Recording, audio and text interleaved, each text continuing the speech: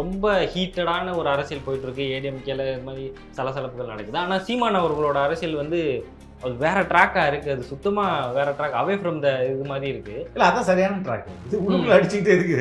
அது அவரு தன்னோட இலக்கை நோக்கி கரெக்டா போயிட்டு இருக்கு. இப்போ சார் வன்னியரசு அவர்கள் வந்து சீமான் நடத்துற மாநாடு எல்லாமே வந்து ஒரு சாதிய எச்சம். ஜல்லிக்கட்டுக்காக இவ்வளவு பேர் வந்தாங்கல்ல.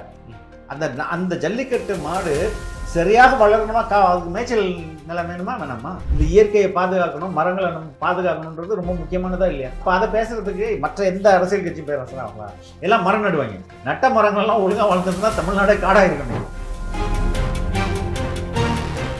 திமுகவை கடுமையாக விமர்சிப்பார் அப்படின்ற மாதிரி ஒரு பாயிண்ட் ஆஃப் வியூ இருந்தது. ஆனா இப்போ என்னன்னா சீமான் அவர்கள் டிவிகே சைடு திரும்பிட்டாரு அப்படின்ற மாதிரி ஒரு நரேட்டிவ் செட் பண்றாங்க. மோடியை திமுக விமர்சிக்கல, அதை தாண்டி ஒரு 1000 மடங்கு ஸ்ட்ராங்கா மோடியை விமர்சிக்கிறாங்க. ஆனா ஏன் விஜய் இப்போ புதுசா வந்திருக்காரு அவரை ஏன் இவ்வளவு கடுமையாக விமர்சிக்க? விஜயை பற்றி பேசும் போது கவனம் வருதுல்ல, அப்ப விஜய்க்கு எதிராக பேசினாலும் கவனம் வரும்ல, அதான் அவர் யூட்டிலைஸ் பண்ணிக்கிறாரு.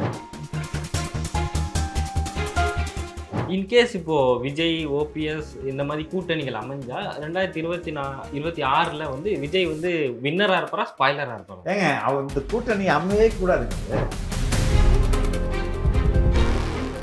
அவர் சரியா திட்டமிட்டு சரியா அந்த மக்கள் சந்திப்பை முறையா நடத்தி ரொம்ப முறையா நடத்தினார்னா அதுவே போதுமே அவருக்கு சக்சஸ்க்கு.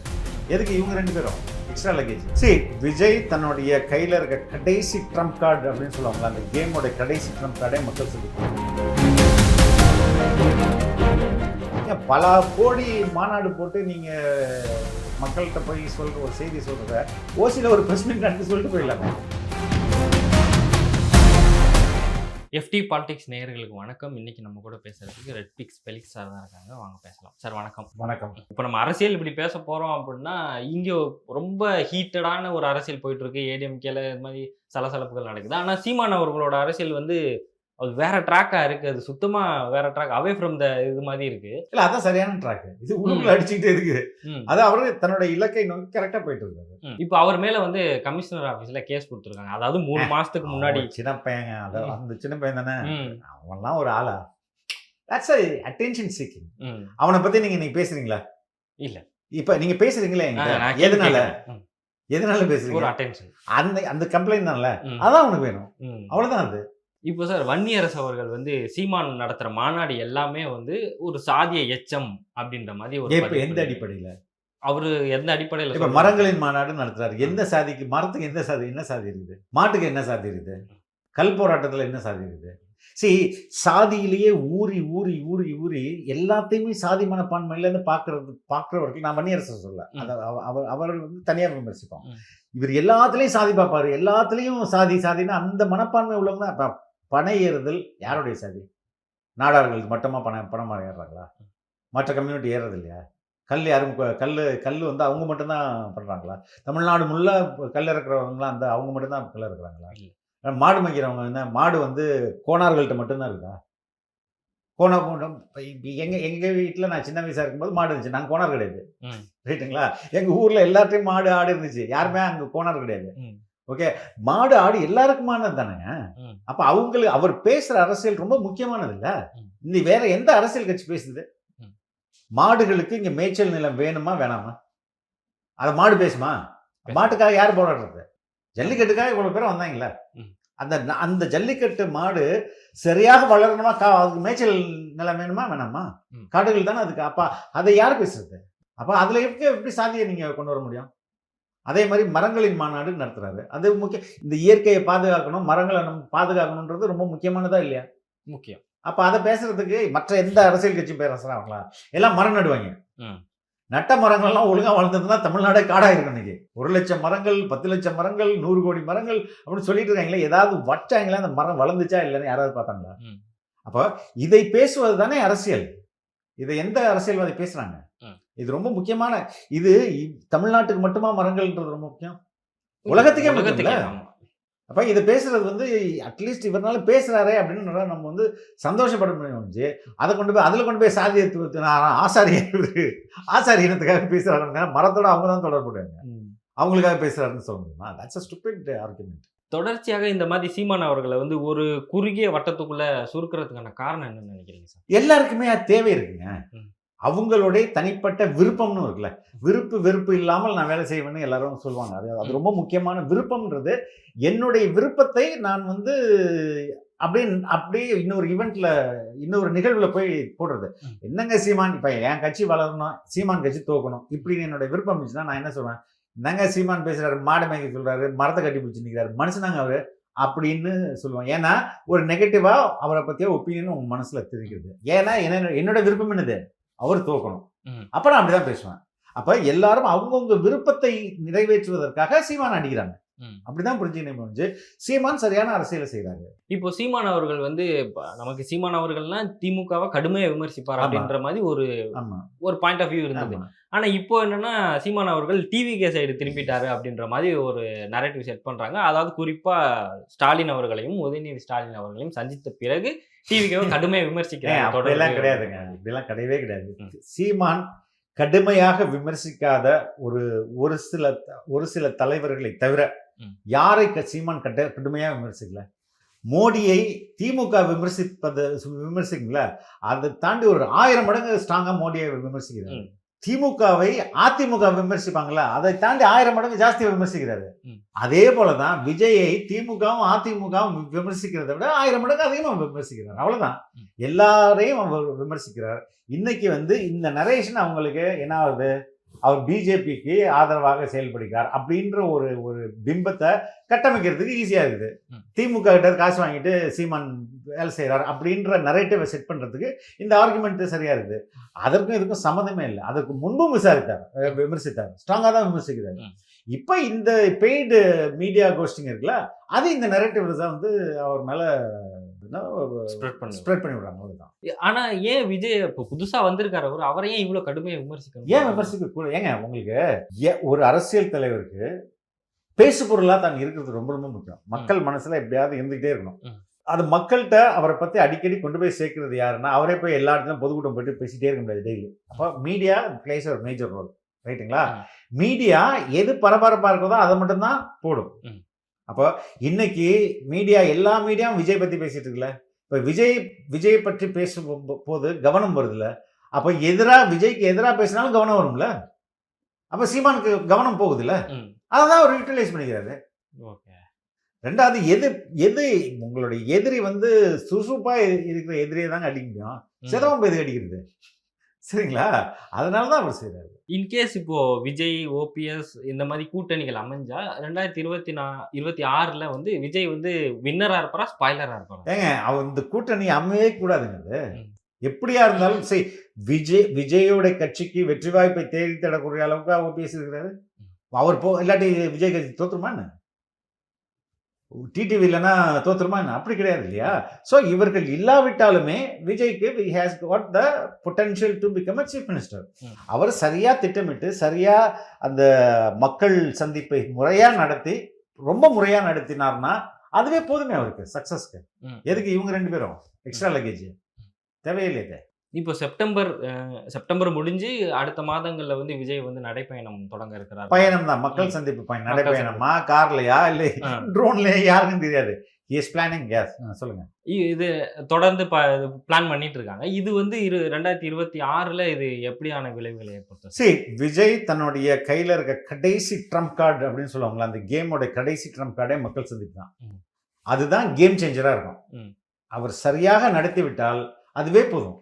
ஏன்னா காங்கிரஸ் தலைவர் ராகுல் காந்தி மக்கள் சந்திப்பு நடத்துறாரு, திருட்டு ஓட்டுக்கு எதிராக நடைபயணம் போறாரு. அது மாதிரி தேச ஒற்றுமைக்காக நடைபயணம் போறாரு. அந்த நடைபயணத்துல எவ்வளவு அவர் அர்ப்பணிப்பு இருந்தது. அந்த அர்ப்பணிப்போட விஜய் செயல்பட்டார்னா டெஃபினட்டா ஹி வில் வின். அதுக்கான எல்லா வாய்ப்புகளும் இருக்குது. அதை வந்து உண்மையிலே மக்கள் நேசிப்போட அவர் பண்ணணும். அதை அந்த பயணம்ன்றது அவருக்கு ஒரு பயணத்தையும் தாண்டி தமிழகம் குறித்த, தமிழக பொருளாதாரம் குறித்த, தமிழகத்துடைய சூழலியல் குறித்த பல்வேறு புரிதல்களை அவருக்கு ஏற்படுத்தும். சரிங்களா? அந்த விதத்தில் அது இட்ஸ் மியூச்சுவல். அவருக்கும் ஒரு மிகப்பெரிய அனுபவம் கிடைக்கும், மக்கள்கிட்டையும் அவர் அதிகமாக போய் கொண்டு சேர்க்கப்படுவார். 2 பேருக்கும் ஒரு பெரிய பாண்டே உருவாகும். அதான் அது விஜயோட கடைசி ட்ரம்ப் கார்டு அதுதான். அதை சரியா அந்த கேமை சரியா விளையாட்டாருன்னா போதும், வேற எதுவுமே பண்ண வேண்டியது. ஆனா விஜய் அவர்களோட அந்த வளர்ச்சிக்கு வந்து மீடியா வந்து ரொம்ப பெரிய role play. Yes see media is not a சேரிட்டிங்க. எந்த மீடியாவும் இங்க வந்து சமூக சேவை செய்யறது இல்லை. அவங்க எல்லாருக்குமே இன்க்ளூடிங் உங்க மீடியாவை சேர்ந்து என்னுடைய மீடியா எல்லாருக்குமே இங்க பணமும் ரொம்ப முக்கியம். அந்த பணத்தை எந்த மாதிரியான செய்தியை போட்டு நம்ம சம்பாதிக்க போறோம்ன்றது தான் கேள்வி. இப்போ இங்க வந்து அது டெலிவிஷனுக்கும் அது முக்கியம். அவன் பல லட்சங்கள் வந்து ஒரு மாசத்துக்கு செலவாகுது. அப்போ எதை மக்கள் விரும்புகிறார்களோ அதை தான் கொண்டு போய் சேர்ப்பாங்க. சரிங்களா? மீடியா விஜய் வீட்டிலேருந்து கிளம்பி விட்டார், வந்து விட்டார்னு ஒவ்வொரு இன்ஷா அவங்க போகணுன்ற அவசியம் யார் ஏற்படுத்துறா? வியூவர்ஸ் தான் ஏற்படுத்துறாங்க, மக்கள் தான் ஏற்படுத்துறாங்க. அப்போ மக்களுக்கு அது ரொம்ப அவங்களுக்கு பிடிச்சிருக்கு. அதனால மீடியா அந்த அட்டென்ஷன் அவருக்கு ஃபுல்லாக கிடைக்குது. அதன் மூலமா இது இட்ஸ் லைக் ஒரு ஒரு ஒரு ஸ்டார்ட் பண்ணி என்ஜினை நீங்கள் ஸ்டார்ட் பண்ணும்போது ஒரு சின்ன புல் தேவையில்ல, அதுக்கப்புறம் அது ஸ்பீடாக போயிடுது இல்லை. அதே மாதிரி அந்த ஃபியூல்ன்றது மக்களுடைய பார்வையாளர்கள்லாம் அதுக்கான ஃபியூல். அவன் பார்க்க மீடியா அதிகமாக அதை கொடுத்துட்டே இருக்கும். அதனால டெஃபினட்டாக விஜய்னாலே ஃபுல் மீடியா வேற எந்த நியூஸும் இருக்காது நீங்கள். அதுதான் அவர் ஒரு மாதம் நடைபயணம் போனால் கூட நான் எழுதி தரேன், எந்த காலையிலேருந்து அவர் எப்போ நடைபயணத்தை நிறுத்துறாரோ நிறுத்தின பிறகு விவாதம்ன்ற பேர்ல அது மேலே போகும். அன்னைக்கு ஃபுல் ஒரு மாதம் போனாலும் ஒரு மாதமும் இது மட்டும்தான் செய்தியாகும். இவங்கெல்லாம் ரொம்ப கஷ்டப்பட்டு அந்த செய்தியோட மக்களுடைய அட்டென்ஷனை இந்த பக்கம் திருப்புறதுக்கு they should really fight hard. ரொம்ப கஷ்டப்பட்டு சண்டை போட்டு வேற ஏதாவது பண்ணதான் அந்த அட்டென்ஷனை டைவர்ட் பண்ண முடியும். முழுமையான மீடியா அட்டென்ஷன் விஜய்க்கு தான் இருக்கும். நான் என்ன கேட்க வந்தேன்னா, இந்த மக்கள் சந்திக்கும் போது கண்டிப்பா பிரஸ் மீட் கொடுத்தே ஆகணும்ல சார்? இப்போ மக்கள் சந்திக்கும் போது தான் பிரஸ் மீட் கொடுக்கணும்னு இல்லைங்க. நான் என்னை கேட்டால் எல்லா தலைவர்களும் இப்ப சீமான் வந்து வாரத்துல ஒரு 4 நாள் பிரஸ் மீட் கொடுத்துருவாரு. ஒரு சில தலைவர்கள் பிரஸ் மீட்டே கொடுக்கறது நல்லது. வாரத்துக்கு ஒரு வாட்டினாலும் நீங்க மீட் பண்ணி கொடுங்க. கட்சி ஆஃபீஸ்ல சொல்லிடுங்க முன்னாடியே, every Friday I will address the press, இல்லைன்னா every 15 days I will address the press அப்படின்னு சொல்லிடுங்க. அப்ப 15 நாளைக்கு ஒரு வாட்டி பாருங்க, அது நல்லது தானே. அதை பார்த்தே ஆகணும்ல. பார்க்காம பார்க்காம வேரியஸ் ரீசன்ஸ். ஒருவேளை ப்ரெஸ்ன்றது எந்த நேரத்தில் யார் என்ன கேள்வி கேட்பாங்கன்னு யாருக்குமே தெரியாது. அதனால அந்த ஒரு அலர்ஜியாக கூட இருக்கலாம். என்னடா ஏதாவது கேட்டோம்னா நம்ம ஏதாவது சொல்லிட்டோம்னா அப்படின்றது கூட இருக்கலாம். அது வந்து ரொம்ப நாள் நீங்கள் அப்படி இருக்க முடியாது. நீங்கள் ப்ராக்டிஸ் பண்ணி இப்போ உங்களோட முதல் மாநாட்டோடைய பேச்சுக்கும் 2வது மாநாட்டு பேச்சுக்குமே நிறைய வித்தியாசம் இருக்குது. அப்போ அது ப்ராக்டிஸ் தானே. அது மாதிரி முதல் ப்ரெஸ் மீட்டு கொஞ்சம் சொதப்பலாக தான் இருக்கும், இல்லை நல்லாவே இருக்கணும்னு நினச்சிங்க. அப்போ தொடர்ச்சியாக ப்ரெஸ்ஸை பாருங்கள். 10 முறை ப்ரெஸ்ஸை பார்த்தா 11ஆவது தான் நீங்கள் ப்ரெஸ்ஸை பொறுத்த வரையும் இப்போ இருக்கிற எல்லா மீடியாலையும் குறிப்பாக என்ன, இப்போ விஜய்க்குன்னு ஒரு விஜய் பீட் பார்க்குறாங்க அப்படின்னா ஒரு 10 பேர் இருக்காங்கன்னு வைங்களேன். 10 பேர் தானே தொடர்ச்சியாக வர போகிறாங்க. ஓகே, 11ஆவது பிரஸ் மீட்ல உங்க பேர் அவருக்கு தெரியுமே. அப்புறம் அது எல்லாமே அந்த ஐஸ் எல்லாம் பிரேக் ஆயிடுமே. யோ ஏன் இப்படி கேட்குற, மெதுவாக இல்லையா அப்படின்றது சொல்லாமே. சரியா? அது வந்து ஹி ஹேஸ் டு இனிஷியேட். ஆனா அதை வந்து அவர்களோட அந்த வியூக வகுப்பாளர்கள்னு இருக்காங்களே, அவங்க இதை அவர்கிட்ட சொல்லலையான்னு நினைக்கிறேன் நான். அந்த சந்தேகம் இருக்கு சார். இப்போ மோடி பிரஸை மீட் பண்றது இல்ல, எம்கே ஸ்டாலின் பிரஸை மீட் பண்றது இல்ல, இவங்க 2 பேர் மாதிரி நீங்களும் பண்ணாதீங்கன்னு சொல்லியிருந்தாங்கன்னா சரிங்களா? பட் அது ரொம்ப தப்பு. ஏன்னா உண்மையான விஜயை மக்கள்கிட்ட சொல்றது பிரஸ் மட்டும்தான். உண்மையான பிரச்சனைகளை வந்து அவர்கிட்ட பேசி அதுக்கான தீர்வு வாங்குறது பிரஸ் மட்டும்தான்.